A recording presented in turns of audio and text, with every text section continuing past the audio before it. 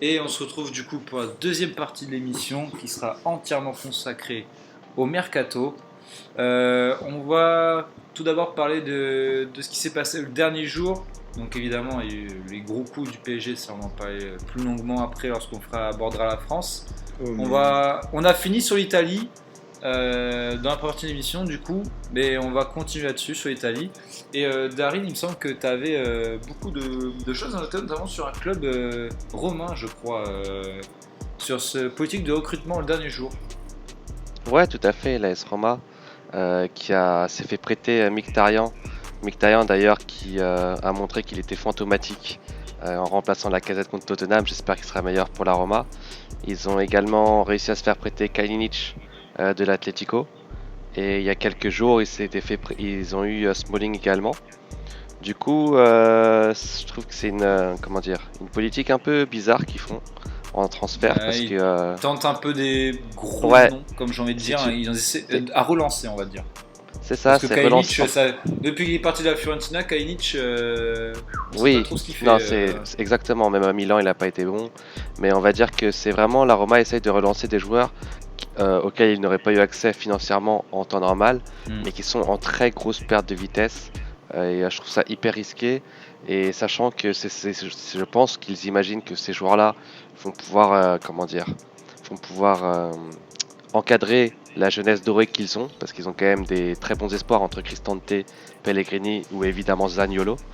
Et je ne pense pas que ces joueurs ont assez de certitude actuellement dans leur jeu pour encadrer quoi que ce soit. Donc malheureusement, contrairement à Kolarov par contre qui a un taulier là-bas, mais là je vois des flops à venir comparables à Pastore qu'on connaît bien tous les deux à Guillaume. Effectivement. Je pense pas qu'ils feront mieux que Pastore là-bas, même si j'espère pour eux que je me trompe. Un peu plus loin dans cette ville de Rome, à Naples, Llorente a enfin signé. Ça fait très longtemps qu'on en avait parlé, qu'on en parlait dans les rumeurs. Le joueur arrive libre de Tottenham. On en parlait à l'Inter parce qu'il était peut-être inclus dans le deal, dans le manège avec Icardi. Donc peut-être Icardi signe à Naples, du coup, l'Inter le prenait, ou inversement. Enfin, ça a été une longue galère et Llorente signe enfin à Naples. J'ai noté Darmian qui vient à Parme, ça c'est assez surprenant. Je me disais avec son gros salaire comment il fait pour venir à Parme. Euh, Ensuite Simeone à Calgary qui est arrivé récemment, qui a joué d'ailleurs son premier match avec Calgary. Imbula, alors Mounir, je Oh la pensais pas qu'Imbula joue tristesse. encore au foot, Je te jure, qui va jouer à j'ai mal Lecce. au cœur. J'ai mal au cœur. Il était tellement fort. C'est Oh. vrai qu'il était fort là, mais il a subi une trajectoire, le pauvre, totalement Je te jure. descendante. Tristesse. Matri à Breccia avec Balotelli. Allez, Donc ciao. Ciao voilà, Balotelli. Amuse-toi avec bien. Balotelli. Balotelli qui a gagné la semaine dernière. Je n'ai pas vu ce qu'ils ont fait ce week-end. En parlant de joueurs italiens qui partent, il y a Patrick Schick qui part à Leipzig en prêt. Qui n'a pas du coup qui a été un flop également. Darin, on parlait de flop à la S Roma mais qui a été un flop lui aussi. Et d'un échange, on en parlait beaucoup aussi à l'Inter, c'est Rebic qui atterrit Au Milan. au Milan pardon, en échange avec André Silva. Voilà, merci. Je ne Ouais, trouvais plus le nom ça du c'est une belle joueur. arnaque, hein. C'est une belle arnaque qu'a Dans quel réussi à faire sens? Dans le Milan. sens où Pour moi, c'est Milan qui arnaque parce que Rebic est oui, en pleine pente ascendante et au contraire, André Silva met pas un pied devant l'autre depuis quelques mois, allez, quelques mois, on va dire pour être on en gentil. parlait à l'Inter également en échange de Ouais, Politano parce que Politano va malheureusement avoir qui est un ailier droit, mais Conte ne le voit pas en tant que piston droit. Et malheureusement, avec l'arrivée d'Alexis Sanchez, il risque d'avoir le poste du coup des deux attaquants un peu bouché devant lui. Du coup, ils essaient un peu de le vendre, lui qui a une belle valeur après une très belle saison à l'Inter. Ils essaient de le vendre à la Fio, notamment pour 30-35 millions. Malheureusement, ça n'a pas marché. Bon, ouais, malheureusement, voilà. tout à fait. D'ailleurs, moi j'avais Oui, une question pour toi. En fait, j'ai vu un truc qui est très drôle, c'est que Alexis Sanchez dont tu parles, il a signé à l'Inter. Manchester United continue à prendre une partie de son salaire en charge. Donc Les encore trois quarts. aujourd'hui, alors qu'il est à Milan, il est le huitième joueur, la huitième charge salariale du club. C'est ridicule. Est-ce que tu hmm. penses toi que l'Inter, que Conte va pouvoir le relancer, lui qui joue plus au foot depuis un an et demi, 2 ans quoi? Ben, c'est simple, c'est je pense que Conte déjà, il a un gros challenge, c'est de relancer, on va dire ça comme ça, Lukaku après sa saison totalement ratée, ce qui a l'air de bien se passer pour l'instant. Peut-être on verra par la suite parce qu'une saison c'est très long. Ensuite, Alexis Sanchez, pourquoi pas, il va rejouer un poste que Wenger le mettait à Arsenal. Il le mettait beaucoup dans ce poste-là, de 9, 9,5, un peu sur le côté, ou alors en soutien attaquant, où il était excellent à Arsenal, je trouve, à l'époque. Bon, voilà, va falloir relancer un joueur. De toute façon, c'est un prêt avec option d'achat. Donc, dans tous les cas, ça marche pas, ben, tu l'envoies à United et voilà, et tu laisses les problèmes là-bas. Si ça marche, ben voilà, en plus, l'option d'achat n'est pas très élevée, je crois. Elle est autour de 15 millions, je crois, pas plus. Donc, pourquoi pas, tant mieux. On espère que. Wow, Moi, j'espère que ça millions. peut marcher. Ah, elle est pas très haute, l'option d'achat. 15 millions, mec, c'est moins que ce que demande Kita pour Rongier. Exact. Mais il me semble, hein, je vais être sûr, je vais vérifier, mais il me semble que l'option d'achat, elle est pas du tout haute. C'est pour ça d'ailleurs que United a fait retarder les négociations parce qu'il voulait beaucoup de dire. Il voulait beaucoup de pourcentage sur le salaire pour pas qu'ils prennent temps, etc. Donc c'est très compliqué. Bon, il revient en Italie également parce qu'il connaît l'Italie, parce qu'il a joué à l'Udinese avec un certain Asamoah, et Handanovic qui retrouvera donc dans le vestiaire à Milan. On va aller chez nos amis espagnols où toi, Darin, tu avais deux joueurs dont tu avais envie de parler. C'est un ancien d'Arsenal et un ancien de United qui ont signé en Espagne dans les derniers jours du Mercato. Ouais, tout à fait. Nacho Monreal qui a signé la Sociedad. Il n'aura pas fait un grand souvenir à Arsenal, mais il aura été tellement loyal à ce club que je trouvais que c'était quand même une page qui se tourne. Et enfin, surtout, Chicharito au FC Séville. Alors, Chicharito, moi j'adore ce mec. J'ai toujours trouvé que c'était un joueur super. En tant que super sub à Manchester United, il nous a rappelé les plus belles heures de United, justement avec Solskjaer qui est aujourd'hui sur le banc en tant qu'entraîneur. Donc je m'attendais à ce qu'il fasse une meilleure carrière que ça, hein. Je vais pas mentir. Et effectivement, il a fait une très belle saison à Leverkusen, mais en dehors de Manchester United, il n'a jamais réussi à s'exprimer. Donc je pense qu'il était plus un attaquant de rotation. Mais pour être titulaire numéro 1... Même à West Ham, ça a été compliqué à West Ham. Hyper compliqué. D'où mes réticences pour Haller, où je me disais, si Chicharito n'y arrive pas, Haller n'y arrivera peut-être pas, mais bon, Haller finalement n'a aucun problème pour l'instant. Et donc Chicharito, ouais, j'espère que Séville, ce sera une équipe un peu à sa hauteur, sachant qu'en plus, on l'avait dit pour Ben Yedder qui est parti pour Monaco, à Séville, il y a beaucoup de rotation. Et donc, étant donné qu'ils ont déjà De Jong en attaque, je pense qu'il ne jouera pas tous les matchs et ça lui fera du bien d'être dans une rotation sans avoir trop de pression. Donc j'espère qu'il fera une belle saison en Espagne. D'ailleurs, Séville, dont on parle, dont on va parler de la France juste après, qui a décidé de ne pas céder en prêt leur attaquant Badour, qui était prêté à Leipzig à Salzbourg, pardon, il y a quelques années, qui affrontait l'OM d'ailleurs, je pense que Munir s'en rappelle. Ouais, il était super fort. J'ai un doute, je me trompe de Red Bull à chaque fois, si c'est Leipzig ou Salzbourg, je vais vérifier de suite. Salzbourg, Autriche, Leipzig, Allemagne. Oui, mais dans lequel il était prêté, parce que ça c'est un truc, bon, je regarderai plus tard.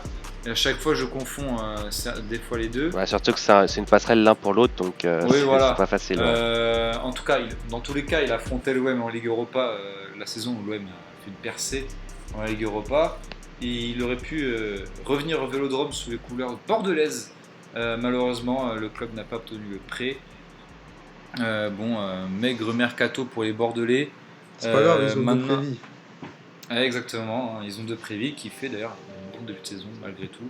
Même si c'est très faible en attaque pour les Bordelais.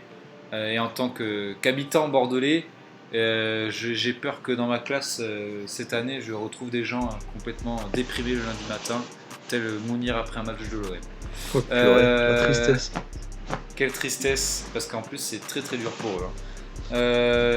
On va aller dans le sud de la France où il y a trois clubs qui nous intéressent. On a beaucoup parlé de Nice, Donc la semaine dernière, on en parlait comme quoi quand ils étaient rachetés, ça allait donner du joueur, ça allait annoncer du joueur, etc. On ne s'est pas trompé, hein, ça a annoncé, je crois, 6 signatures en 2 jours. Même un Algérien prêté aujourd'hui, dont j'ai oublié le nom. Hicham Badawi, non, Hicham comment? J'ai oublié. Hicham quelque chose. Oui, ça j'ai retenu Hicham, mais je sais pas. En tout cas, il y a eu Ensoki, Claude Maurice, Ounas Dolberg, etc. etc. On en a parlé de Nice, mais là on va se concentrer sur Monaco également, qui a annoncé Jean-Kévin Augustin. Alors pour vous, est-ce que c'est une bonne ou une mauvaise pioche? Parce que moi je trouve ce recrutement très intriguant par contre. Mauvaise pioche. Pour moi, ça n'a aucun sens en fait. Ça n'a aucun sens, ouais, je pense, je suis d'accord avec vous, ça n'a aucun sens ce recrutement. Bah, honnêtement, parce qu'ils ont annoncé Augustin, mais également Bakayoko. Bakayoko. C'est vrai que par contre, qui est une plus bonne pioche, on va dire, ça comme ça. Ouais, mais c'est une plus bonne pioche, mais en fait, tu sais plus, parce que les mecs, tu te dis, bon, vous vouliez faire des plus-values, mais vous reprenez un mec que vous avez vendu et que vous revendrez jamais de toute façon au même prix. Là, vous prenez Augustin qui est en grosse perte de vitesse à Leipzig, et honnêtement, je ne le vois pas faire une saison à 15 buts en Ligue 1 pour être vendu à 30-40 millions. Il va être barré par Slimani, exactement. par Ben Yedder. Vous en avez parlé, Slimani et Ben Yedder s'entendent les yeux fermés pour l'instant.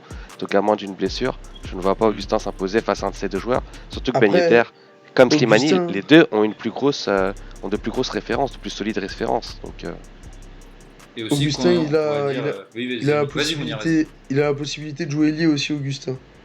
Oui, c'est vrai. Il avait été formé à ce poste, hein, je crois, à Paris.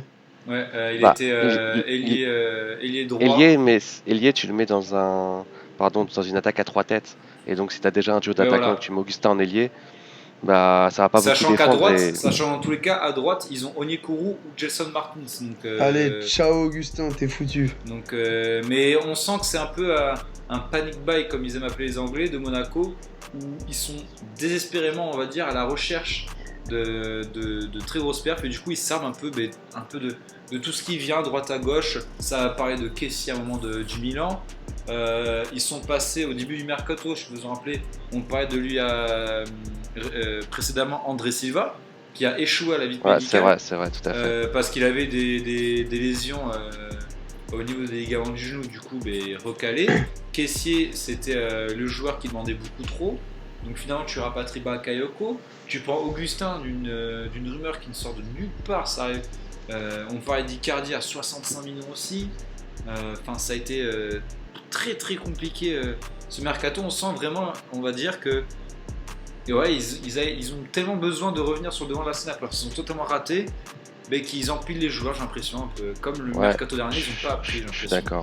Je suis d'accord, ils font n'importe quoi. Et par contre, si on parle de sport et de foot, sans parler de plus-value, de politique, de transfert ou quoi, effectivement, Ben Yedder, Slimani ou Bakayoko, comme tu l'as dit, ça va améliorer le rendement de l'équipe. Et même je si pense on va dire le fonctionnement n'est pas très logique, ça peut clairement jouer football. Faut pas non plus leur enlever ça. C'est ça, tout à fait. Mais effectivement, il n'y a aucune logique. C'est ça qui est bizarre dans leur politique. Et on va dire, on va terminer en parlant de Monaco, c'est Arthur Zagré qui n'a disputé qu'un match en pro à Paris, qui arrive pour 10 millions, plus un pourcentage à la revente pour Paris, et une clause de rachat pour 35 millions de Paris. Ça ne se fait pas en France habituellement, mais c'est une clause qui est bien cachée en mode pour essayer de passer, parce qu'en France c'est interdit. Donc voilà. Maintenant, on va laisser la parole à quelqu'un qui a besoin de s'exprimer ce soir, qui a besoin de déverser sa colère envers des petits poussins jaunes. Donc, et notamment un gros poussin jaune à la tête de ce club. Attends, je me chauffe, je me craque les doigts, attends. Oula. Il est en train de taper sur un punching ball avec la cible de Valdemar Kita depuis 10 minutes. Maintenant, je te laisse te défouler. Malheureusement, Rongier, on en parle depuis longtemps. Ça fait même 1 an, je crois, que la rumeur elle est là. Et là, malheureusement, il ne vient pas. Donc on sait officiellement sur quoi ça a bloqué le transfert. C'est sur le pourcentage à la revente. Kita demande 50%. Je trouve ça hallucinant pour un transfert qui devait être de 15 millions, de 13 plus 2 en bonus. Bon, Mounir, malheureusement, déjà que Marseille c'est très compliqué, surtout que tu as vendu Gustavo ces derniers jours. Maintenant, au milieu, tu vas faire comment sans ronger en plus qui n'arrive pas. Attends, on va y venir là. C'est quoi ces conneries exactement? 15 millions, ok, 13 plus 2 de bonus, plus 50% à la revente.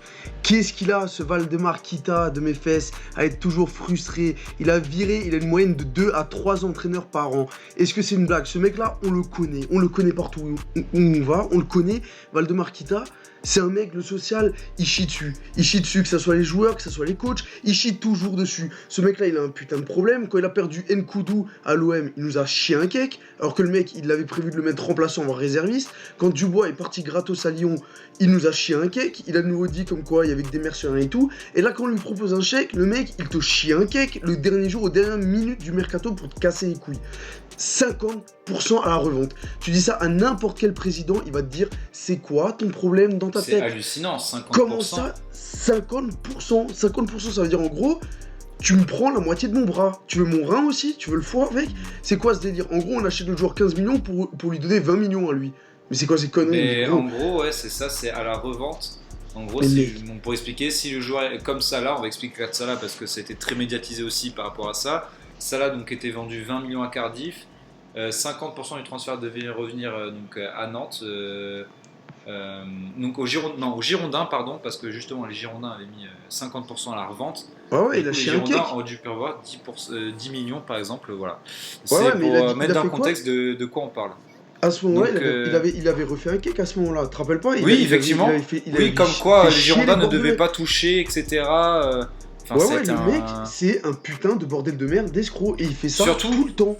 Surtout que là, les clauses à la revente, etc., ok, ça existe, mais ça existe sur les jeunes de 17, 18, 20, 21 ans. Là, à Paris, là, par exemple, à Paris, ils ont vendu plein de jeunes gratuitement. On parle de Metehan Choukoulou, de Azedine, Toufiki, etc. Eux, ils ont, même Zagré, donc on n'a pas à l'avant. Beaucoup de jeunes, vu que la suppression équipe réserve, ils ont donné, entre guillemets, on parle de Postoacci également, gratuitement des clubs de Ligue 1.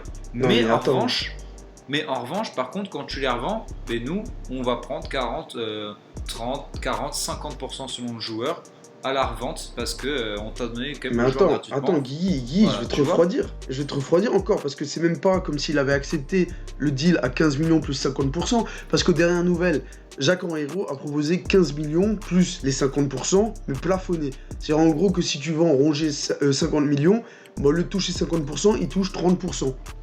Tu vois, ça c'est ce qu'il a proposé. Ouais. Et encore, je trouve qu'on se fait escroquer encore là-dessus. Et lui, ce qu'il voulait, c'était 20 millions plus 50% non plafonné. Voilà ce qu'il voulait. Alors je te rappelle juste que Renato Sanchez a signé pour 20 ou 25 millions à Lille et que lui il va te réclamer 20 millions plus 50%. Renato Sanchez, ok, palmarès de gros baiser, palmarès de malade mental, il a joué avec Francky, ok, on va le dire. Et de l'autre côté, on a Rongier, je t'aime bien et tout, je te kiffe, je te l'ai dit, viens pas chez nous parce que tu vas t'enterrer, mais en gros, Rongier qui a rien gagné, son palmarès c'est j'ai joué avec un club qu'on appelle les Canaries, et ben lui, il va nous demander 20 millions plus 50% à revente. Mais ça va, tu veux ma testicule gauche ou tu veux quoi encore avec? C'est quoi cette dommage? Moi en tout cas, je trouve que c'est au-delà de ça, c'est au-delà des négociations entre les présidents. Moi, c'est surtout pour le joueur, quoi. Je me dis putain, le dernier match, il était à Marseille. Il a bien signifié qu'au dernier match, il voulait pas jouer pour pas se blesser, pour être disponible et signer à Marseille. Et là, ça va être délicat pour lui de retourner à Nantes, de jouer à nouveau pour ce club dont il était le capitaine. Je sais pas comment ça va se passer pour lui, comment il va être accueilli, etc. Et même mentalement, replonger dans le bain nantais quand dans ta tête t'es déjà parti. Sincèrement, c'est pas idéal pour lui. Et je trouve que les présidents, ils auraient peut-être dû y penser avant, plutôt que lui faire miroiter un départ qui n'arrive pas.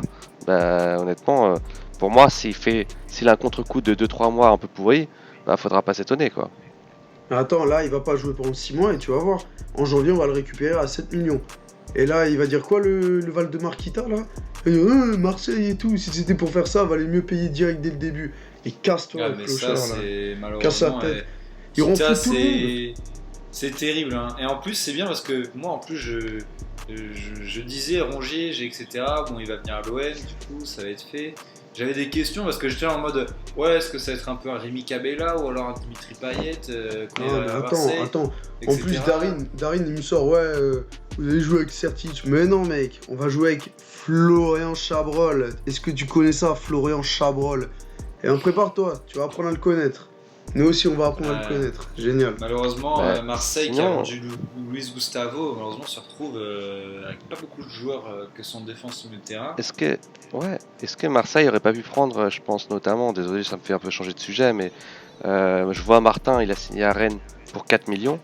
Est-ce que dans ce cas-là, alors certes Martin est moins fort que Rongier je trouve, mais ça dépend le rôle qu'il aurait eu à l'OM, mais est-ce qu'il aurait pas fait du bien à Marseille aussi, un mec comme ça quoi. Mounir, toi qui C'est- regardes Strasbourg, Non, franchement, Martin, il a un boulard pas possible à Strasbourg, hein. Fallait voir, le mec, il se prenait pour un star. On aurait dit il devait signer au Real, alors qu'on l'avait repêché au Betis quand il C'est jouait vrai plus qu'il un était au match. Betis. C'est vrai qu'il était au Il Betis. touchait pas un ballon là-bas, hein. On l'a récupéré, le pauvre, il nous appelait à l'aide et après il commence à faire la star, à demander des revalorisations tous les 6 mois. Franchement, Jonas Martin, c'est le genre de mentalité. Tu l'as dans un club, ça te pourrit le vestiaire et en plus de ça, il te prend la tête. Il était capitaine à Strasbourg, mais parce que, comme tu l'as vu au dernier match de Strasbourg, t'as aucune personnalité forte qui ressort de ce collectif-là. Kinilala, il a beau être doué, bah, il ressort pas particulièrement du lot dans cette équipe non plus en termes de caractère.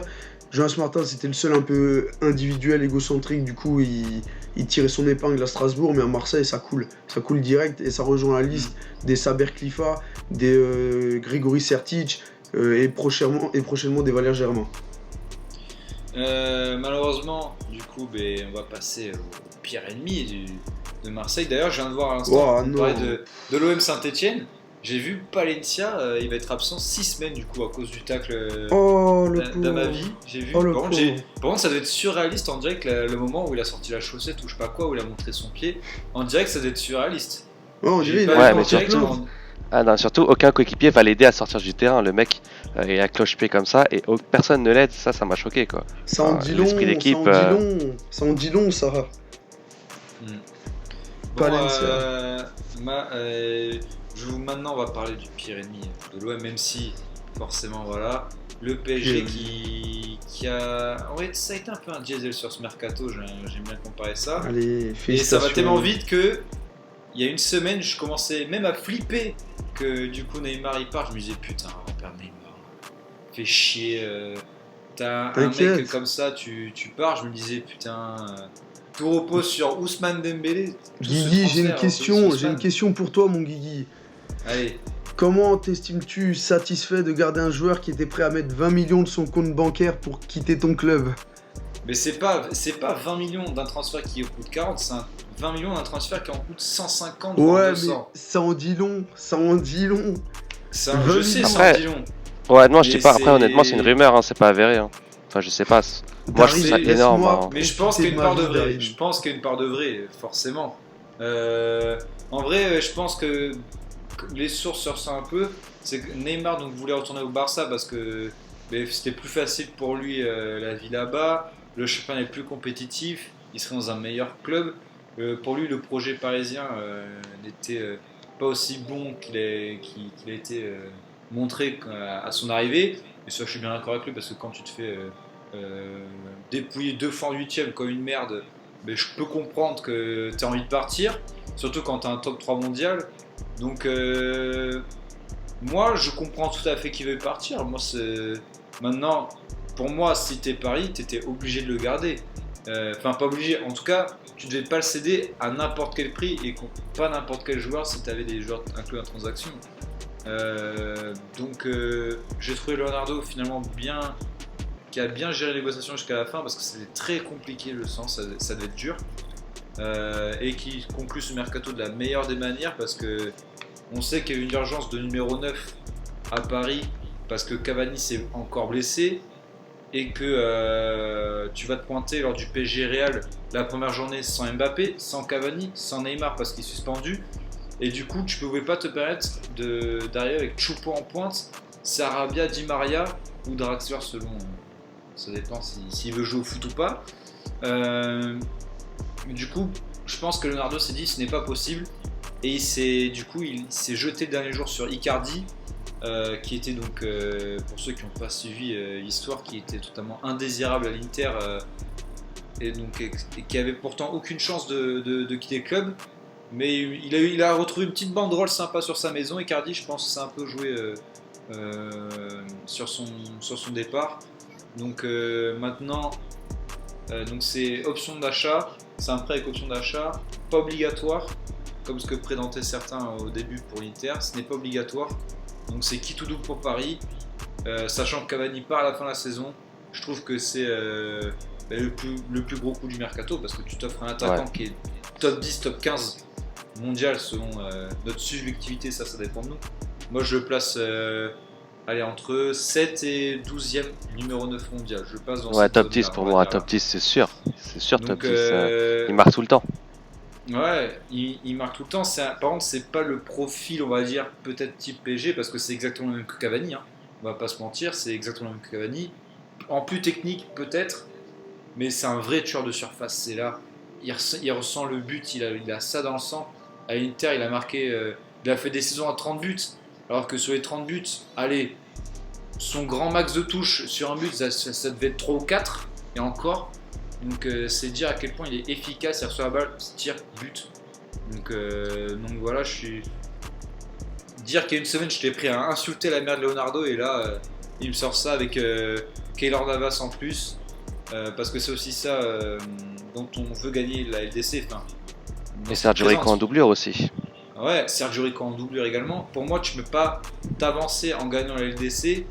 Je ne veux pas lui faire injure, mais avec Areola numéro 1, ce n'est pas possible. Chaque équipe qui gagne la Ligue des Champions, peu importe leur équipe, etc., comment elle est faite, l'attaque, le milieu, on s'en fout, c'est que dans tous les cas, ils ont un top gardien. Dans tous les cas. Je suis d'accord avec toi, et pour revenir sur Navas, parce que le Real, c'est une équipe que je regarde beaucoup, au moins autant que je regarde le PSG. Honnêtement, le PSG, ces dernières années, que ce soit Sirigu, Trapp, Areola, j'en avais marre d'entendre le discours. Ah, il a pris un but, mais il pouvait rien faire. Mais à quel moment. On avait mieux contre Rennes, je pense qu'on a. C'était tout le temps ça. Mais que ce soit Sirigu, Trapp, Areola, à chaque fois on te disait, mais il peut rien faire. Mais pourquoi les PSG n'a pas le droit d'avoir un gardien où on te dit, ouais, il l'a arrêté, il a fait la différence. Et encore, je trouvais que Trapp. Je trouvais que les gens ont été très sévères avec lui, je trouvais. Parce qu'il a fait des bons trop spectaculaires, malheureusement. Ce qu'il fait à Madrid. Oui, c'est vrai. Parce qu'à Madrid, il regarde le ciel, il prend un but gag. Enfin, c'est une. C'est vrai qu'il a fait des boards à des mauvais moments, mais contre Bordeaux, quand il se met le but tout seul, c'est vraiment ridicule. Enfin bref, mais tout ça pour dire que Navas, lui, pour avoir vu le Real Madrid plusieurs fois, c'est un gardien qui peut te sortir les arrêts, qui te maintienne à flot. C'est une aubaine pour parler de Navas. Et ça, sincèrement, ça fait vraiment du bien quand t'es acculé et que le mec te fait un arrêt de malade et tu te dis, purée, c'est lui mon gardien. Donc même quand ma défense se trouve, j'ai quelqu'un qui assure. Et ça, on l'avait pas avant. Et normalement, Navas, il est dans des bonnes dispositions. Il n'y a pas de raison, qu'il fasse pas la même chose à Paris. Donc c'est une super acquisition. Et pour en revenir sur Icardi, Icardi, tu le connais au moins aussi bien que moi, vu que j'ai déjà regardé des matchs de l'Inter juste pour lui. C'est vraiment un joueur que j'adore. Et sa science de l'appel et tout, la façon d'être tout le temps à la limite du hors-jeu. Franchement, il va se régaler avec les passeurs qu'il va avoir là. Parce qu'il les avait pas à l'Inter. Désolé, je sais que avec Neymar en numéro 10, si dans la tête ça va bien, et comme l'an dernier. Parce que et Di Maria aussi, parce et que Sarabia. Di Maria également. Parce qu'il y en a beaucoup qui crachaient sur Neymar en mode parce qu'il est tout en blessé, machin. Sauf que l'an dernier, quand il arrive en numéro 10, le jeu il est monstrueux à Paris. En Ligue 1, j'en parle même pas, parce qu'en Ligue 1 il marchait tellement sur tout le monde. C'était un rouleau compresseur. Neymar, c'était sublime ce qu'il faisait en numéro 10. En Ligue des Champions. Ouais, mais en Ligue des Champions aussi. J'en parle pas. Tu passes devant Liverpool et Naples en phase de groupe 1 quand même. En numéro 10, un groupe difficile, Icardi va se régaler avec lui, je pense. Il va se régaler avec lui. Et avec les centres de Sarabia et de Di Maria, avec Mbappé qui va combiner avec lui également. Icardi, pour moi, c'est vraiment un super joueur. C'est une aubaine pour le club. Icardi et Navas, c'est une aubaine pour eux. Leonardo a très très bien géré le coup au dernier jour, donc franchement, en plus ils ont bien renforcé le banc. Sarabia va beaucoup alterner, certes titulaire remplaçant. Ben, il y a Draxler. Guy Verratti, ça a l'air d'être très prometteur au milieu de terrain. Tu as recruté Diallo également pour Kimpembe en remplaçant. Tu as toujours Kerrer qui peut alterner défense centrale et latérale. Tu as Dagba qui commence à être de plus en plus fort. Bon, voilà, maintenant la seule faiblesse de Paris, c'est les latéraux. Pour moi, Dagba, certes, c'est jeune, c'est bon. C'est jeune, ça n'a pas trop d'expérience LDC. Ouais, Bernat, c'est sûr. ça a quand même de grosses limites. Donc, vraiment. Après, moi, je trouve que t'as quand même des très bons joueurs au niveau défensif. Ah oui. Et s'ils sont au diapason, Mhm. parce qu'effectivement, Icardi, faut pas se mentir aussi, défensivement, tu vas lui demander au maximum de couper une ligne de passe, mais pas plus. Il va pas te faire un pressing de dingue, il va pas être, Oui, il va c'est pas pas faire Cavani le travail. non plus dans ce domaine-là. Ce n'est pas Cavani. Et On va pas se le c'est cacher. pas le Cavani de 2015-2016, je dirais. Parce que Cavani, depuis quelques années, il le fait moi aussi. Je sais pas si c'est Oui. parce qu'il a moins les moyens de le faire ou parce qu'il est saoulé, mais en tout cas, Cavani, son côté guerrier, etc., tout le monde le vend et le vante. À l'époque, c'était vrai. Maintenant, ça l'est beaucoup moins. Mais en tout cas, Oui. ce qui est sûr, c'est que si lui, Icardi, fait pas beaucoup d'efforts, Neymar et Mbappé non plus, ça va être très difficile. Mais d'un autre côté, Moi, Gay, il est aussi là pour ça. Et, Oui, aussi. et ça peut aider, quoi. Et j'ai aussi hâte de voir comment Tourelle du coup va gérer le Icardi et Cavani, qui va être titulaire, qui va être sur le banc, comment il va pouvoir alterner ça. C'est vraiment ça qui m'intéresse le plus. Et pour en revenir à l'effectif en général, mais je trouve que vraiment c'est l'effectif le plus complet, le plus étoffé, mais depuis l'ère Laurent Blanc. C'est ce que j'en parlais avec un ami cet après-midi. On disait ouais, c'est peut-être l'équipe la plus complète depuis Laurent Blanc parce qu'on n'avait pas vu un effectif aussi bien étoffé. Et encore, Ibrahimovic, des fois en Ligue des Champions, il a joué il a joué en attaque avec des Baebek ou des Nkunku ou des Ogenda en attaque. Donc c'est dire. Et Paris faisait très peur à l'époque. Donc parce qu'ils avaient un milieu de terrain qui était le trio limite le meilleur d'Europe, comme j'ai envie de le dire à l'époque. Mota, Matuidi, Verratti qui tournait surtout à cette période-là, qui tournait monstrueusement bien. Pour moi, voilà, Paris Le maintenant doit prouver. meilleur d'Europe, peut-être pas, mais en tout cas. Peut-être pas, mais c'était vraiment très complet et très fort. Mais fort, ouais, c'était excellent. c'est sûr. Mais du coup, là maintenant, c'est simple en LDC. Tu vas te taper PSG Real d'entrée à domicile. Et j'aimerais bien que le Parc des Princes redevienne une place forte. Parce que du coup, on en parlait par rapport à ça. C'est que dans l'ère Qatari, etc., entre Ancelotti et la fin de l'ère Laurent Blanc, je crois Paris n'a perdu que 3 fois en 3-4 ans, LDC compris.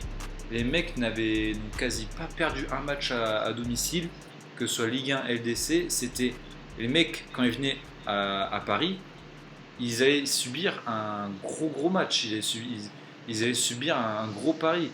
Et j'aimerais que le Parc des Princes redevienne un peu comme ça. Peut-être que ça peut aider avec cet effectif, je l'espère en tout cas. Je pense que au-delà de l'effectif, ça joue aussi. Alors j'idéalise peut-être, mais je pense que c'était aussi la personnalité de Zlatan qui était vraiment un mal dominant, si j'ose dire. Et honnêtement, ça a aidé beaucoup, mais bon. Maintenant, j'ai envie de me poser une petite question. Mounir, pour toi, quel a été ton plus beau coup ton transfert qui a retenu le plus l'attention de tout ce mercato? Quel a été ton petit transfert que tu as kiffé, toi personnellement? Coutinho au Bayern. Coutinho au Bayern? Pour moi, c'est un super coup. C'est trop beau, c'est trop classe, c'est tout ce qu'il fallait. Ouais, c'est vrai que ça peut paraître pas mal. C'est vrai que c'est un bon choix. Il va peut-être se relancer.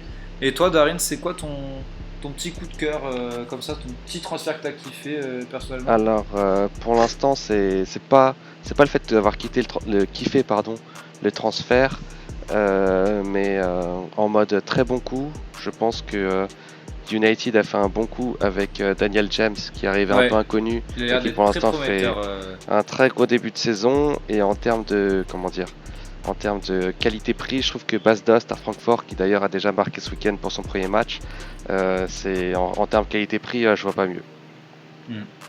D'accord, je pense qu'on va clôturer ce mercato-là, cette page mercato. Et toi, Guillaume?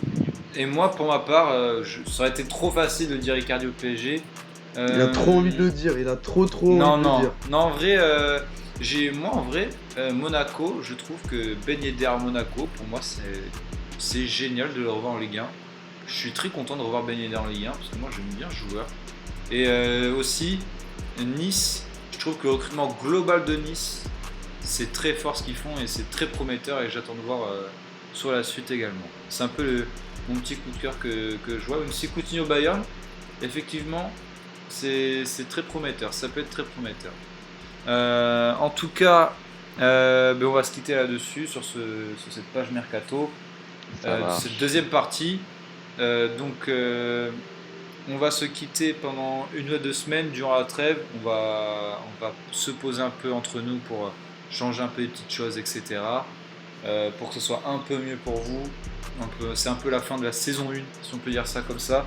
En tout cas, on était très heureux, toute l'équipe, de nous avoir suivis pendant 14 semaines. Dis donc, si je dis pas de bêtises, 14 mardis avec des hauts et des bas, des coups de gueule, des coups de cœur. L'Algérie qui remporte la CAN, on n'aurait jamais cru vivre ça. Quoi, j'ai cru dès le premier jour, moi. C'est vrai que tu as été l'un des seuls à y croire, tandis que nous, on te moquait et ça, on comme te toutes l'enlèvera les pas. semaines, même quand je suis pas là, vous vous moquez de moi. Là. Vous croyez que j'écoute pas les émissions? C'est bien, tu es un bon spectateur. Et on espère, en parlant de spectateurs, que vous serez plus nombreux, encore plus nombreux de semaine en semaine, car ça nous fait plaisir de vous donner du contenu. En tout cas, merci à PK Foot également. Et également, donc voilà, merci à toute l'équipe, on vous remercie tous. On se retrouve dans 2 semaines environ, je pense, pour reparler foot avec grande impatience. Merci à tous et bonne soirée à tous. Ciao. Ciao tout le monde.